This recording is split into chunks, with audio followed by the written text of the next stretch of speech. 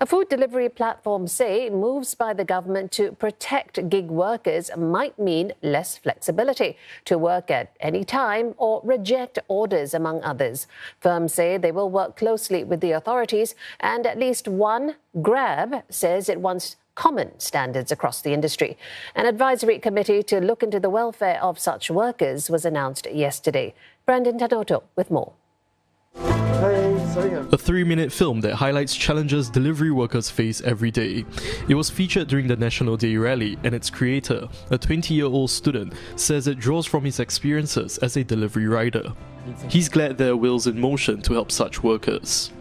We aren't given the same sort of protections that other employees get.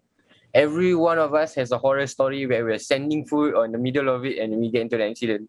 Then once you're in an accident, there's no backup for you.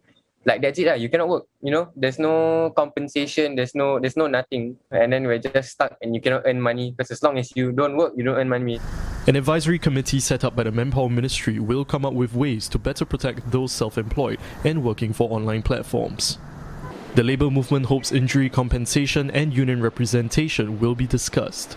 Our workers are looking forward to a few things, better protection, especially if they get into certain illnesses, or if, let's say, they get into an accident in the course of their work. In terms of us being able to represent their voices better to the platforms, I think for many of our riders, they kind of have to adhere to the terms and conditions, or maybe even the service levels that the platforms have agreed to give to them, versus them letting the platforms know that they need certain type of support.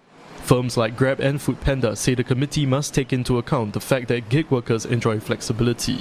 For one, they can move between platforms or stop work at any time. This may not happen if there are moves towards what Deliveroo calls an employed model. For now, platforms have their own welfare programs. Foodpanda has subsidized insurance, while Grab has income support for workers in hospital or quarantine due to COVID-19.